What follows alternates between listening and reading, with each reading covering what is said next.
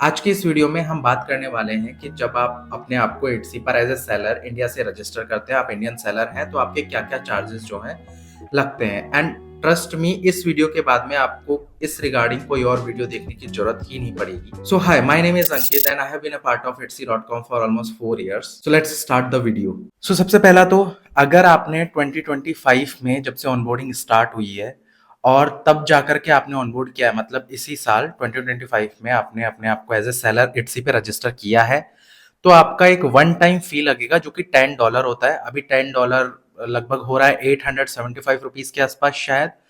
तो वो एक वन टाइम सेटअप फी होती है। जो पुराने सेलर हैं उनका तो इट्सी शॉप जो है, पहले ऐसी कोई पॉलिसी नहीं थी। पहले इट्सी शॉप जो है वो फ्री ऑफ कॉस्ट रजिस्टर होती थी, बट अभी 2025 से जो है वन टाइम सेटअप फी आपको पे करनी पड़ेगी। तो पहली फीस तो आपकी ये लग जाती है। उसके बाद में जो सेकंड होता है वो एक रहता है कि लिस्टिंग फीस। तो नो मैटर आप पुराने सेलर हो, आप अभी 2025 में रजिस्टर कर रहे हो, आपकी एक लिस्टिंग फीस जो है वो लगेगी लगेगी ही लगेगी, जो कि है 20 सेंट या $0.20, जो कि अप्रोक्स 18-19 रुपीज होता है इंडियन करेंसी में देखे तो ये पर लिस्टिंग का आपका जो है चार्ज लगता है, और वो आपकी लिस्टिंग 4 मंथ तक लाइव रहती है। 4 मंथ के लिए आपका 20 सेंट लगेगा। उसके बाद में एक्सपायर्ड हो जाएगी। अगर आप उसको रिन्यू करोगे तो फिर अगेन आपका जो है वो रिन्यूअल चार्ज लगेगा, जो कि वही 20 सेंट रहने वाला है। अब इसके बाद में ये तो हो गई कि नो मैटर आपकी सेल आए नहीं आए, ये तो चार्जेस आपके लगने लगने वाले हैं। अब जब आपकी कोई भी सेल आएगी तो सेल आने पे आपको जो है एक प्रोसेसिंग फीस भी पे करनी पड़ेगी, जो कि होती है 5% प्लस 25 रुपीज। तो जैसे मान लो 1000 रुपीज का कोई प्रोडक्ट आपने सेल किया है, तो आपका 5% हो गया 50 रुपीज, एंड देन उसके बाद में 25 तो 75 रुपीज हो गया।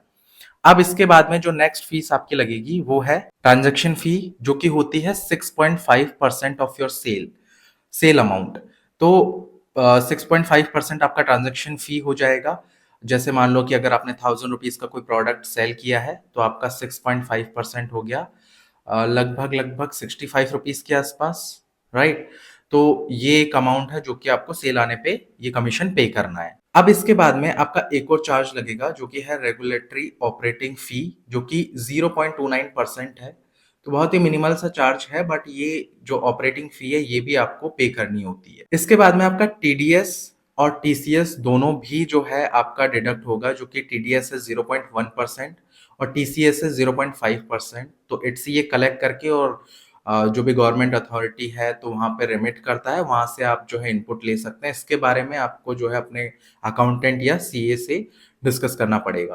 तो ये कुछ फीस होती हैं। इसके अलावा तो जो आपकी एडवर्टाइजिंग फी है, मान लो कि आपने ऑफ साइट एड जो है ऑन कर रखा है, राइट। तो ऑफ साइट एड से सेल आने पर आपका 15% वो भी चार्ज लगता है। 15% अगर आपको कोई सेल ऑफ साइट एड से आई है। ऑफ साइट एड होते क्या है, बेसिकली सी को जो है आप वहां पे परमिशन देते हो कि आपका प्रोडक्ट इट्सी इट्सी के बाहर जो दूसरी साइट्स हैं, पिंटरेस्ट, इंस्टाग्राम, फेसबुक, गूगल, वहां पे प्रमोट करता है। अगर वहां से आपको कोई सेल आती है तो वो ऑफ साइट एड में काउंट होती है। तो वो 15% वो चार्जेस हैं। बट अगर आप एक न्यू सेलर हैं और आप जब स्टार्ट करोगे, तो ऐसा नहीं है कि आपको 10 सेल आ रही है तो 10 की 10 के अंदर जो है आपको पूरा ये 15% जाएगा जाएगा। बहुत रेयरली ऐसा होता है कि मान लो एक सेल उसमें से कोई, या कुछ कुछ सेलर को तो 50-50 सेल निकल जाती है, तो एक भी सेल ऑफ साइट एड से आती नहीं है। इस फीस के बारे में आपको इतना टेंशन लेने की जरूरत नहीं है। आपको कोई सेल आती है तो अच्छा ही है। वैसे भी आपकी न्यू शॉप है, आपको रिव्यू रेटिंग की रिक्वायरमेंट है, कुछ स्टार्टिंग में सेल्स की रिक्वायरमेंट है। तो अगर आपका 15% फीस ये लग भी रहा है तो it's not a big deal. आपको इसके बारे में ज्यादा टेंशन लेने की जरूरत नहीं है। और ऑफ साइट एड, अगर आप न्यू सेलर हो, आपके लास्ट 365 डेज के अंदर अगर आपने $10,000 से कम की सेल की है तो आपका 15% रहेगा, और आपके पास में ऑप्शन रहता है कि आप ऑफ साइट एड को ऑन करें या ऑफ करें। बाय डिफॉल्ट वैसे ऑन आता है ये। अगर मान लो कि आपके लास्ट 365 डेज के अंदर जो है 10,000 अबव से सेल हो गई है, तो फिर आपका 12% लगता है, और वहां पे ये मैंडेटरी हो जाता है। ये आपके लिए फिर ऑन ही रहेगा, आप इसको ऑफ नहीं कर सकते हो। तो ऑफ साइट एड का जो है ये वाला थोड़ा सा सिस्टम है। अब जो हमने डिस्कशन किया है फीस वगैरह के बारे में, आपको अपनी प्राइसिंग कैसे डिसाइड करनी है, राइट। तो आप इस तरीके से कैलकुलेट कर सकते हैं। लेट सपोज आपका कोई प्रोडक्ट जो है वो ₹1000 का है, ठीक है। आपके जो प्रोसेसिंग फीस हो गई और ट्रांजेक्शन फीस हो गई, जो कि लगभग लगभग आपके 12 to 13% के अराउंड होती है। तो आप क्या करेंगे कि आपके जो भी प्रोडक्ट की प्राइसेज़ हैं, मान लो कि आपने डिसाइड किया कि मेरा ₹500 का प्रोडक्ट का कॉस्ट है, ₹500 मुझे प्रॉफिट रखना है, ₹1000 हो गया। उसमें आपका शिपिंग भी ₹500 है, तो 1500 हो गया। अब 1500 का जो है 13% आपको कैलकुलेट करना है और वो ऐड ऑन कर देना है। सो 1500 का हम 13% अगर कैलकुलेट करें, तो ये निकल कर के आता है जस्ट अ मोमेंट 1500 13% 195। तो ये लगभग लगभग आप जो है 1700 अपने प्रोडक्ट की प्राइसेस आप जो है वहाँ पे पुट कर सकते हो।